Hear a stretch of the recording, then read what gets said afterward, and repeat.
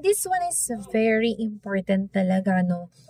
Respect privacy. So, andun pa din yung word na respect. So, as I've said earlier, you need to protect your privacy, but therefore, you need also to respect others' privacy, others' thing, diba? So, do not share personal information about yourself or others without their consent. So, madami niyan, diba? Sa mga lack of knowledge, basta lang makapost sila for content. Let's say, for example, may mga na-aksidente or pinaka-worst yung may mga nagsusuicide sa mga mall. Yung iba,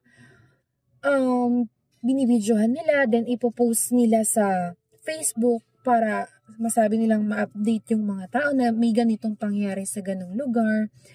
But that thing should need a consent talaga, no? Especially mga accident na mga nangyayari.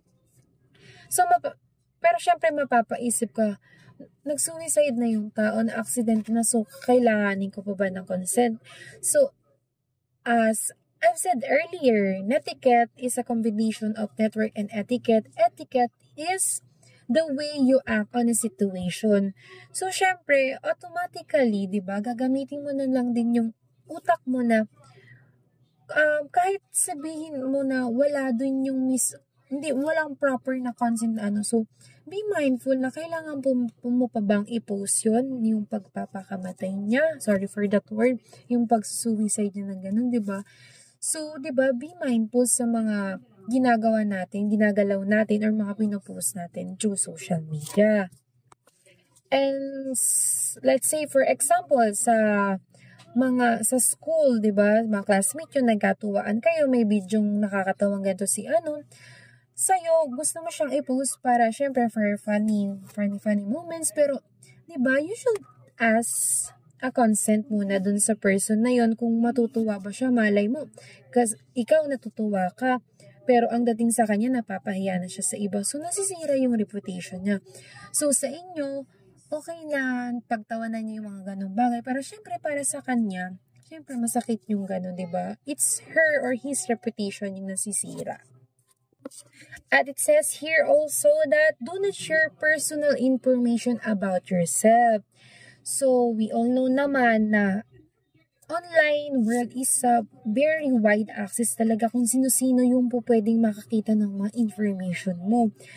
So, like for example, sa akin, no, na meron na akong baby, no, talagang pina-private ko talaga yung Facebook ko, no. So, nagpo-post ako, limited lang yung mga nakakakita, at alam ko kung sino yung mga nakakakita.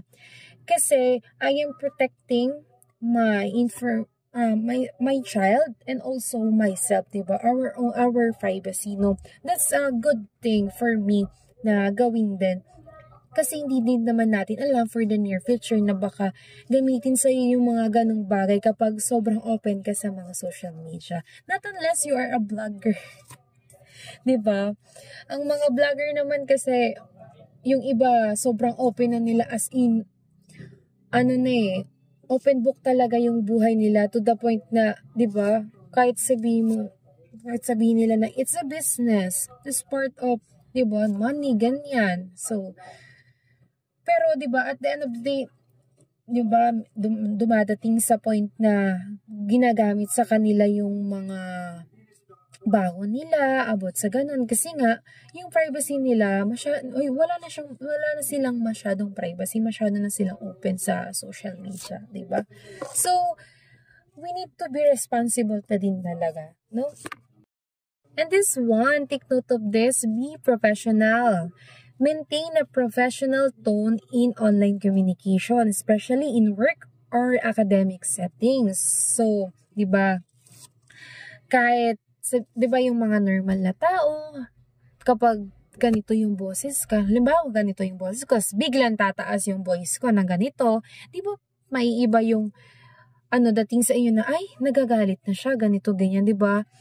It depends on how we raise our tone of voice din talaga, no? So, kapag, di ba, let's say, during the calls, let's say, for example, no, may work ka, especially sa mga, let's say for example, sa mga call center agent, no? So sila, kahit anong galit nila, kahit anong visit nila dun sa client nila, they still maintain their tone, their soft tone, diba? Para, yung frustration, tinatanggap lang nila, ganito, ganyan, para mas maging okay, diba? Yung system, yung work nila. So, on that thing, nagiging professional sila. Okay, so we also have here the email etiquette. So I have here the things to remember. So as I've said earlier, this is not just about the social media, Facebook, ganyan. So when we say netiquette, diba, it's a network. So kasama dito yung about sa email. So I have the list of things to remember. Number 1, use a clear and concise subject line. Number 2, address the recipient appropriately. So, syempre, number 1, the subject must be concise. Kung ano ba talaga yung magiging, kumbaga, pag nag-pop up pa lang doon sa inbox nila at makita na nila yung subject na concise and clear, so, alam na nila na, ito yung hinihingi ko kay ganito, na information. Ito hinihingi kong data, na document, kay ganito. Then, address the recipient appropriately. So, syempre, we should address like, good morning, sir, ma'am. This is diba, gumagamit tayo ng ganyan. So, we should address appropriately for the recipient. Hindi lang tayo basta-basta magpapasa lang ng mga documents. So, next is keep emails brief and to the point. So, when we are captioning, make sure na brief lang siya and on point, diba? Para mas madaling maintindihan ng recipient. Then, proofreading carefully before sending. So, ayan, yung mga typo, yung mga wrong grammars, ganyan. Wrong grammar, then mga spacing, we should be careful on that thing. Then next is avoid using all caps or excessive exclamation points. So just use the proper convention in captioning. Then be mindful of attachments like the size and relevance. So we have also netiquette in forum and chat. Usually, kung familiar kayo sa mga group chats, and like group pages. Before may wala pang group chats noon, naabutan ko pa is it's group page lang din, doon lang kami nagpo-post ng mga kung ano. So number 1 here, read the forum rules before posting, 'di ba? Especially 'di ba, let's say for example sa mga Facebook, 'di ba, pag sumasali tayo sa mga private groups, so pinapabasa muna nila yung kanilang mga rules before ka pag in-accept mo yun, in-approve mo yun, then okay, accept ka na sa page na yun. Then, stay on topic. So, kung ang page na yun is for academics purposes lang, then just stay on academics lang. And use appropriate language. Siyempre, be mindful again sa mga gagamitin nating words. And be patient and helpful to newcomers. Yan. Diba, hindi porket alam na natin, madami na tayong alam dun sa isang bagay, hustler na tayo sa ganong bagay, maiinip na tayong matuto yung mga bagong mga newcomers natin, diba? Then, avoid spamming or flooding the chat. So, kung hindi naman importante, wag na nating isend sa chats natin para hindi matabunan yung mga important announcement. So, I will just highlight about the online reputation. So, things to remember again. Number 1, everything you post online contributes to your digital footprint.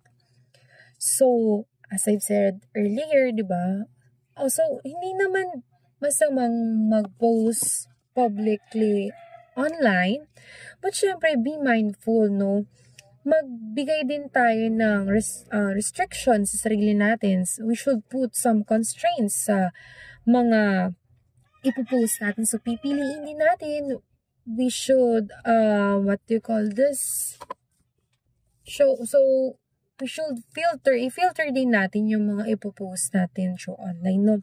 Kasi nga, pwedeng gamitin yun sa atin, yung mga information natin doon.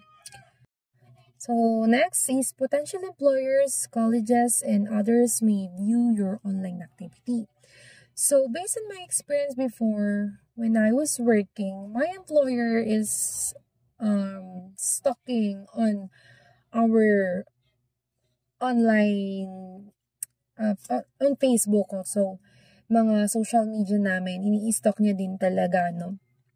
So, tumitingin siya doon talaga kung ano mga pinagagawa namin, like that. Then, sa next kong in-applyan is talagang kinukuha nila yung Facebook namin para makita nila, nagba-background check-in sila. So, isa yung Facebook namin sa tinitignan nila as a kung ano yung background natin, kung paano kami mag-act sa social media. So, isa din yan sa mga tinitignan ng mga employers ninyo or sa mga magiging classmate niyo kung paano ba itong tao na to mag-act sa Facebook, ganyan, konting lang ba, pagpaparin niyo, magpo-post, like something like that, no? Then, be mindful of the image you project online. So, diba, as I've said earlier, everything you post or you do online contributes on your digital footprint. Kumbaga, you're the one who create your own reputation, your own image through the online. So, kung ano yung mga pinagpo-post mo dyan, mga pinaggagawa mo, pinapakita mo sa tao, yun yung magiging tingin nila sa'yo. Even though hindi ka nila kilala ng lubos, hindi ka nila kilala ng lubos, pero based dun sa mga pinagpo-post mo or pinagagawa mo through online, yun yung magiging impression nila sa'yo, diba? And lastly is, practice good netiquette to build and maintain a positive online reputation. So, additionally, the consequences of the bad netiquette. So, again, things to remember, flaming or online insults. So, madami yung ganyan, lalo na ngayon, kapag usapang politics, hindi lang yung mga partido yung pinag-usapan, umaabot na sa point na pati yung personal life is nadadamay na, which is very wrong. Number 2 is cyberbullying. So, diba, ang daming nagbubully online, malalakas yung loob mag-bully online without knowing yung iba.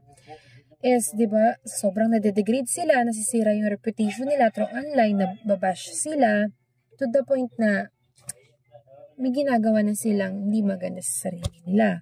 Then, exclusion from online communities. Then, next is damage to reputation, di ba? And lastly, legal repercussions in extreme cases.